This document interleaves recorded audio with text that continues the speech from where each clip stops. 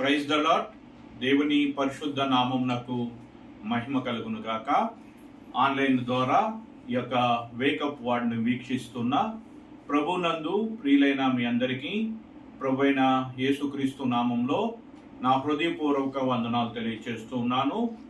దేవుడు మనల్ని ప్రేమించి ఈ దినం కొరకు దేవుడిచ్చినటువంటి వేకప్ వార్డ్ క్యాలెండర్ వాక్యాన్ని ఒకసారి ధ్యానం చేసుకుని ఆ యొక్క లేఖన భాగాలను ప్రార్థనాపూర్వకంగా దేవుని ఆత్మ సహాయంతో ధ్యానించటానికి మనందరము కూడా ప్రయత్నం చేద్దాం. యిర్మీయా గ్రంథము 33వ అధ్యాయము 6వ వచనం. యిర్మీయా గ్రంథము 33:6వ వచనం. నేను దానికి ఆరోగ్యమును స్వస్థతను మరలా రప్పించుచున్నాను, వారిని స్వస్థపరచుచున్నాను. దేవుడి యొక్క లేఖన భాగాన్ని మన యొక్క వినికిడిలో దీవించి తన ఆత్మ ద్వారా మనందరికీ వివరించినట్లుగా ప్రార్థించుకుందాం.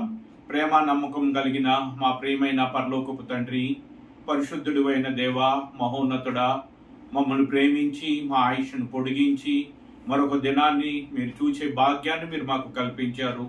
ఈ దినము కొరకు ఈ యొక్క లేఖన భాగాలను మాకు అనుగ్రహిస్తూ వచ్చారు. మీరు ఇచ్చినటువంటి ఈ వాక్యాన్ని బట్టి నీకు వందనాలు. ఈ వాక్యంను మేము ధ్యానించుచుండగా మీ ఆత్మ ద్వారా మాకు బోధించండి. నీ వాక్యమును మాకు తెలియచేయండి. బలహీనుడనైన మన్ను మరుగుపరిచి బలమైనటువంటి నీ ఆత్మ ద్వారా నీ బలమైన వాక్కును నీ ప్రియులైనటువంటి వారందరికీ కూడా తెలియచేయమని ఘనత, మహిమ, ప్రభావములు మీకే ఆరోపిస్తూ నీ కుమారుడు మా రక్షకుడునైన యేసుక్రీస్తు వారి శ్రేష్టమైనటువంటి నామంలో ఈ ప్రార్థన మీకు సమర్పిస్తున్నాము తండ్రి, ఆమెన్. ప్రియులారా, దేవుడు మనల్ని ప్రేమించి ఈ దినం కొరకు మనకిచ్చినటువంటి వాక్య భాగము ఏమిటి అంటే యిర్మీయా గ్రంథము 33వ అధ్యాయము 6వ వచనం. నేను దానికి ఆరోగ్యమును స్వస్థతను మరలా రప్పించుచున్నాను, వారిని స్వస్థపరుచుచున్నాను. దేవుడు ఈ యొక్క దినము కొరకు ఈ యొక్క లేఖన భాగాలను మనకు మరి ఒక వాగ్దాన రూపకంగా దేవుడు అనుగ్రహిస్తూ ఉన్నాడు. మరి ఈ యొక్క లేఖన భాగాన్ని ధ్యానించుట కొరకు ఈ యొక్క సందర్భాన్ని ఒకసారి మనం ఆలోచించినట్లయితే ఈ మాటలను పలికినటువంటి వ్యక్తి ప్రవక్త అయినటువంటి యిర్మీయా. ప్రభువైన యేసుక్రీస్తు కంటే ముందుగా దాదాపు 550 సంవత్సరాల క్రితం మరి దేవుని ప్రజలైనటువంటి వారిని ఉద్దేశించి ప్రవక్త అయినటువంటి యిర్మీయా ఈ ప్రవచన మాటలను తెలియచేయటం జరిగింది. మరి దేవుని ప్రజలైనటువంటి ఇశ్రాయేలీయులు మరి దేవునికి విరోధముగా పాపము చేసినప్పుడు దేవుడు వారికి మరి విడిచిపెట్టినట్లుగా, మరి దేవుడు వారికి దూరమైపోయినట్లుగా మరి ఈ యొక్క గ్రంథం అంతటిలో కూడా మనం చూడగలం. మరి ఈ యొక్క సందర్భంలో దేవుడు ఏమని సెలవిస్తూ ఉన్నాడు అంటే, నేను దానికి ఆరోగ్యమును కలగచేసేదను, స్వస్థతను మరలా రప్పించుచున్నాను అంటున్నాడు. దేనికి, ఎవరికి ఆరోగ్యాన్ని కలగచేస్తానంటున్నాడు, ఎవరికి స్వస్థతను మరలా ఇస్తానని దేవుడు ఇక్కడ తెలియచేస్తూ ఉన్నాడు. అసలు ముందు ఆరోగ్యం పోవటానికి గల కారణం ఏమిటి, ఆ యొక్క మరి స్వస్థత రాకుండా ఉండటానికి గల కారణం ఏమిటి అని మనం ఒకసారి ఆలోచించినట్లయితే ఈ మాటలు ప్రవక్త అయినటువంటి యిర్మీయా ఎవరికి తెలియచేస్తున్నాడు అంటే దేవుని ప్రజలైనటువంటి ఇశ్రాయేలీయులు. దానికి అనగా అర్థం ఏమిటంటే దేవుని ప్రజలు, దేవుని ప్రజలైనటువంటి ఇశ్రాయేలీయులు, వాళ్ళు యోధా జనాంగము కావచ్చు లేదా ఇశ్రాయేలు జనాంగము కావచ్చు, దేవుని చేత ఏర్పరచబడినటువంటి వారు, అబ్రహాం యొక్క సంతానముగా ఉన్నటువంటి వారు. వారికి ఆయన తెలియచేస్తూ ఉన్నాడు. ఏమని తెలియచేస్తున్నాడు అంటే, మరలా స్వస్థతను నేను కలగచేస్తూ ఉన్నాను, నేను మరలా వారి పట్ల గొప్ప ఉద్దేశాన్ని కలిగి ఉన్నాను అనేటువంటి రీతిగా దేవుడు ఈ యొక్క మాటలను తెలియచేస్తూ ఉన్నాడు. నేను దానికి ఆరోగ్యమును స్వస్థతను మరలా రప్పించుచున్నాను. మరలా రప్పించుచున్నాను అంటే అసలు ముందు ఆరోగ్యం పోవడానికి గల కారణం ఏమిటి, స్వస్థత రాకుండా ఉండటానికి గల కారణం ఏమిటి అనేటువంటి విషయాలను ఒకసారి మనం ఆలోచించినట్లయితే, అంతకు ముందు మరి యిర్మీయా గ్రంథం 30వ అధ్యాయము 12వ వచనం నుంచి మనం చూసినట్లయితే దేవుడు ఏమని సెలవిస్తున్నాడు అంటే, యెహోవా ఇలాగు సెలవిచ్చుచున్నాడు, నీ వ్యాధి ఘోరమైనది, నీ గాయము బాధాకరమైనది. ఇశ్రాయేలుకు మరి దేవుడు సెలవిస్తున్నటువంటి మాట, ఇది ఆత్మ సంబంధమైనది. ఆత్మీయంగా దేవునికి వారు దూరం అయిపోయి వ్యాధులను అనుభవిస్తున్నటువంటి వారుగా, బాధలను అనుభవిస్తున్నటువంటి వారుగా ఇక్కడ ఇశ్రాయేలీలు ఉండటాన్ని మనం చూస్తూ ఉన్నాం. అందుకని అంటున్నాడు, నీ వ్యాధి ఘోరమైనది గాను, నీ యొక్క గాయము బాధాకరమైనది గాను ఉన్నది అని దేవుడు సెలవిస్తున్నాడు. ఇంతటి ఘోరమైన వ్యాధి వీళ్ళకి రావటానికి, ఈ యొక్క బాధాకరమైనటువంటి గాయము వారికి రావటానికి గల కారణం అయితే 13వ వచనంలో, నీ పాపములు విస్తరింపగా శత్రువు కొట్టినట్లు నీ గొప్ప దోషమును బట్టి నేను నీకు కఠిన శిక్ష చేసి నిన్ను గాయపరిచి ఉన్నాను. ఎవరు గాయపరిచారు? ఎవరు వాళ్ళకి మరి వ్యాధిని కలగచేశారు అంటే దేవుడే వారిని గాయపరిచాడు. దేవుడే వారిని మరి వ్యాధిని కలగచేశాడు అని ఈ యొక్క మాటల ద్వారా మనం అర్థం చేసుకోవచ్చు. ఎందుకని దేవుడు వారిని గాయపరిచాడు? ఎందుకని దేవుడు వారికి మరి ఆ యొక్క ఘోరమైనటువంటి వ్యాధిని కలగచేశాడు? ఎన్ని దినములు దానికి నయము కాకుండా ఆ యొక్క గాయమును ఆయన కట్టకుండా, ఆ యొక్క వ్యాధిని ఆయన స్వస్థపరచకుండా ఎందుకని ఎన్నో దినములు ఆయన ఉన్నాడు అంటే కారణం ఏమిటంటే దేవుడు వారికి ఇచ్చినటువంటి ఆజ్ఞలను వాళ్ళు మర్చిపోయారు. దేవుడు ధర్మశాస్త్రము ద్వారా వారు నడవలసినటువంటి మార్గములో వారు నడవలేకపోయారు. దేవుని మార్గమును విడిచారు. దేవుని మార్గమును విడిచి ఇశ్రాయేలు అందరూ కూడా మరి విగ్రహారాధికులుగా మారిపోయారు. కన్ను నుండి చూడలేని, చెవు నుండి వినలేని, నోరుండి మాట్లాడలేనటువంటి మోగ విగ్రహముల వైపు వాళ్ళు మళ్ళుతూ వచ్చారు. అయితే ఈ సమయంలో ఒక ప్రశ్న మనకు రావచ్చు. ఏమిటి ఆ ప్రశ్న అంటే, ఎందుకని ఇశ్రాయేలీలు విగ్రహముల వైపు వాళ్ళు మళ్ళీపోయి ఉన్నారు? ఎందుకు అటువైపు వెళుతున్నారు? ఎందుకు వాటిని పూజిస్తూ ఉన్నారు? ఎందుకు వాటికి మ్రొక్కుతూ ఉన్నారు? ఎందుకు వాటిని ఆరాధిస్తూ ఉన్నారు? అవి కన్నులుండి వీరు చేస్తున్నటువంటి పనులు ఏవి చూడలేదు. చెవులుండి వీరు చేస్తున్నటువంటి ప్రార్థనలు వినలేదు. నోరుండి వీరు కలిగినటువంటి బాధల్లో నుండి, శ్రమలో నుండి విడిపిస్తానని ఏ వాగ్దానము చేయలేదు, ఏ ప్రమాణాన్ని కూడా చేయలేదు. మరి కన్నులుండి చూడలేని, చెవులుండి వినలేని, నోరుండి మాట్లాడలేని మోగ విగ్రహముల వైపు వీళ్ళు ఎందుకు మళ్ళుతున్నారు అంటే కారణం ఏమిటి అంటే, ఆ యొక్క విగ్రహముల ముందు, ఆ యొక్క దేవతల ముందు వీరు ఏమి చేసినా అవి ఏమీ చెయ్యవు. అవి గద్దించవు, అవి శిక్షించవు, అవి ప్రేమించవు. ఎందుకంటే అందులో జీవం లేదు, అందులో ప్రాణం లేదు. అది ఒక మనిషి చేసినటువంటి బొమ్మ. అయితే ఆ విగ్రహాలలో ఏదో జీవం ఉన్నది అనేటువంటి రీతిగా వీళ్ళు భావించి అటువైపు ఎందుకు మళ్ళుతున్నారు అంటే, దాని ముందు, ఆ విగ్రహాల ముందు వారు ఏం చేసినా చెల్లుతుంది. వారు తినచ్చు, వారు తాగొచ్చు, వారి ఇష్టం వచ్చినట్టుగా వాళ్ళు బ్రతకచ్చు. వారు ఏం చేసినా నిర్బంధం లేదు, ఆజ్ఞలు లేవు, కట్టడం లేవు. వారికి ఇష్టం వచ్చినట్టుగా బ్రతకచ్చు. వారి శరీరం యొక్క, మనసు యొక్క కోరికలు నెరవేర్చుకొనుచు వారికి ఇష్టం వచ్చినట్టుగా బ్రతకచ్చు. దొంగతనం చేయొచ్చు, వ్యభిచరించవచ్చు. ఇంకా ఈ లోక సంబంధంగా, శరీర సంబంధమైనటువంటి ఎన్ని రకాలైనటువంటి మరి సుఖాలు ఉన్నాయో, పాపములు ఉన్నాయో, వాటన్నిటినీ కూడా యథేచ్ఛగా చేయవచ్చు. వాటిని ఆ యొక్క మరి దేవతలు కానీ, ఆ విగ్రహాలు కానీ ఏమాత్రము కూడా మరి వారిని ఆపవు, వారిని ఖండించవు, వారిని గద్దించవు, వారిని శిక్షించవు. అందుచేత ఆ విగ్రహాల వైపు వాళ్ళు మళ్ళీపోతూ ఉన్నారు. ఆ విగ్రహాలను వాళ్ళు దేవతలుగా పూజిస్తూ ఉన్నారు. కారణం ఏమిటి అంటే, వాటి ముందు వీరు ఇష్టం వచ్చినట్టుగా జీవించవచ్చు కాబట్టి. వాళ్ళ యొక్క ప్రవర్తన ఎంత దారుణంగా వెళ్ళిపోయింది అంటే, చివరికి ఆ యొక్క దేవతలు, ఆ యొక్క విగ్రహాలు వీరిని ఆశీర్వదించాలని, వీరిని మరి వీరు కలిగినటువంటి గాయాన్ని మార్చాలని దేవుడు వీరికి గాయాన్ని కలగజేశాడు. దేవుడు వీరికి వ్యాధిని కలగజేశాడు. కారణం ఏమిటంటే దేవుని మార్గాన్ని నుంచి తప్పిపోవటాన్ని బట్టి. కానీ వీళ్ళు స్వస్థత కోసం ఎక్కడికి వెళుతున్నారంటే ఆ దేవతల దగ్గరికి వెళుతూ ఉన్నారు, ఆ విగ్రహాల దగ్గరికి వెళుతూ ఉన్నారు. దాన్ని వారిని ప్రసన్నం చేసుకోవటం కోసం, వారికి క్షేమం కలగటం కోసం చిట్ట చివరికి వాళ్ళు ఎంతగా తెగించి ఉన్నారు అంటే, అంతకు ముందు వారి అధ్యాయంలో మనం చూసినట్లయితే యిర్మీయా గ్రంథము 7వ అధ్యాయము 30వ వచనములో మనం చూసినట్లయితే, యెహోవా ఈలాగ సెలవిచ్చుచున్నాడు, యోధా వారు నా దృష్టికి చెడ్డ క్రియలు చేసిచున్నారు. నా నామం పెట్టబడిన మందిరము అపవిత్రమగునట్లు వారు దానిలో హేయ వస్తువులను ఉంచి ఉన్నారు.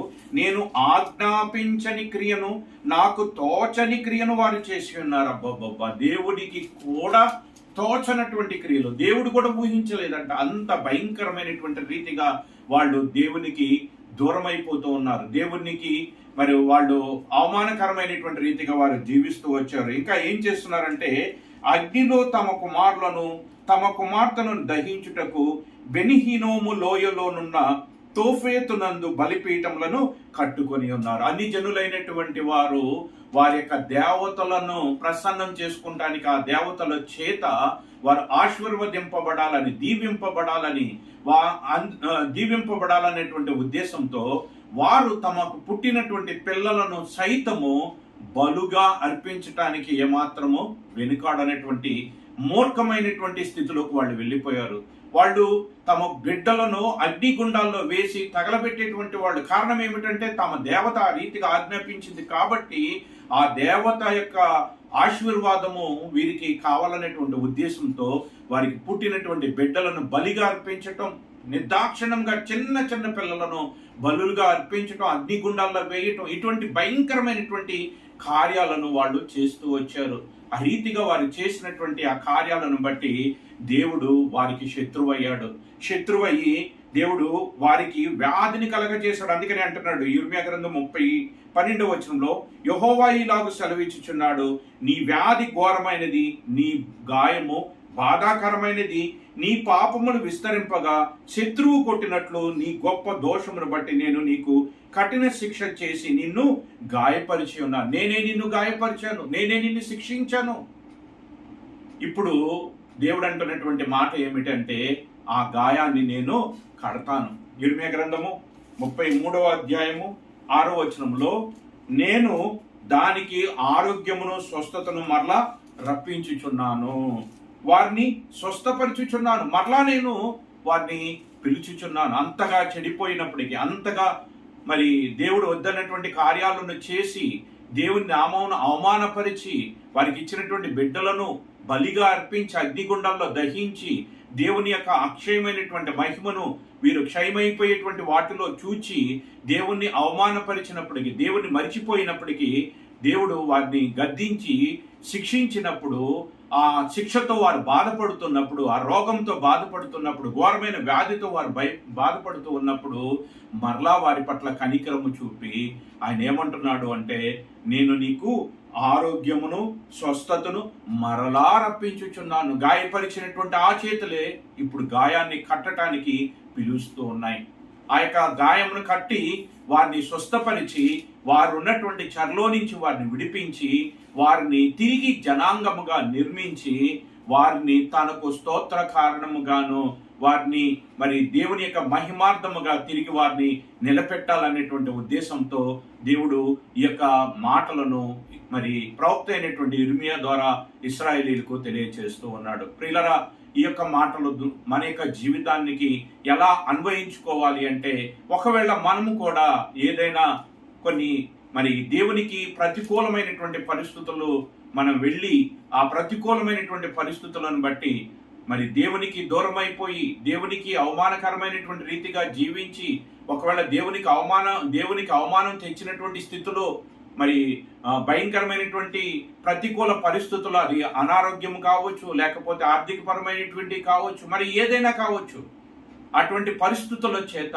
మనము చుట్టబడి మరి ఆ ఇశ్రాయేలు వలె మనము కూడా ఆరోగ్యము లేనటువంటి వారిగా, స్వస్థత లేనటువంటి వారిగా, సమాధానము లేనటువంటి వారిగా, నెమ్మది లేనటువంటి వారిగా, బాధను అనుభవిస్తున్నటువంటి వారముగా, ఘోరమైన వ్యాధి కలిగినటువంటి వారముగా ఇశ్రాయేలీయుల వలె ఒకవేళ పడిపోయిన స్థితిలో, చెడిపోయిన స్థితిలో, దేవునికి దూరమైపోయిన స్థితిలో ఒకవేళ ఉన్నా దేవుడు అంటున్నాడు, ఒకవేళ దేవుని దగ్గరికి నీవు వచ్చినట్లయితే, ఆయన తట్టు నీవు తిరిగినట్లయితే, అందుకు ముందు వచనాల్లో 33 ఇర్మియా గ్రంథం 33 ఏమంటున్నాడు అంటే, నాకు మొరపెట్టుము, నేను నీకు ఉత్తరమిచ్చేదును, నీవు గ్రహింపలేని గొప్ప సంగతులను, గూఢమైన సంగతులను నేను నీకు తెలియచేస్తాను.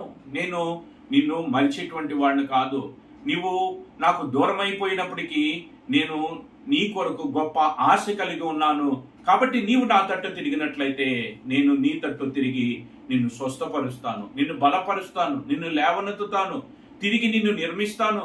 పడిపోయిన దావీదు గుడారమును నేను కట్టాలనుకుంటున్నాను, చెదిరిపోయిన ఇశ్రాయేలును పోగు చేయాలనుకుంటున్నాను. ఆ రీతిగా ప్రభువైన యేసుక్రీస్తు యొక్క రక్తమందు కడగబడి దేవునికి దూరమైపోయినటువంటి స్థితిలో ఉంటే, తప్పిపోయిన కుమారుడు వలె దూరదేశమునకు వెళ్ళి సమస్తమును పోగొట్టుకుని చెడు సహవాసాలతో పాడైపోయినటువంటి స్థితిలో ఉన్నప్పటికీ కూడా ఆ తప్పిపోయిన కుమారుణ్ణి దేవుడు ఎలాగైతే మరి ఆ కుమారుడు వచ్చినప్పుడు తన చెంత చేర్చుకున్నాడో, తన ఇంట్లో చేర్చుకున్నాడో, కుమారత్వాన్ని ఎలాగైతే అనుగ్రహించాడో, ఈరోజు అటువంటి రీతిగా దేవుని దగ్గరికి రావటానికి ఇష్టపడినట్లయితే, దేవుని తట్టు తిరగటానికి ఇష్టపడినట్లయితే, దేవుడు తిరిగి నిర్మించాలని, తిరిగి కట్టాలని, తిరిగి మనల్ని స్థాపించాలని, తిరిగి మన పాత జీవితమును దేవుడు తుడిచివేసి ఒక నూతనమైనటువంటి జీవితాన్ని దేవుడు ఇవ్వాలని ఆశపడుతూ ఉన్నాడు. అందుచేతనే ఈ యొక్క లేఖన భాగాన్ని ఈ దినము కొరకు దేవుడు మనకు ఒక వాగ్దాన రూపకంగా,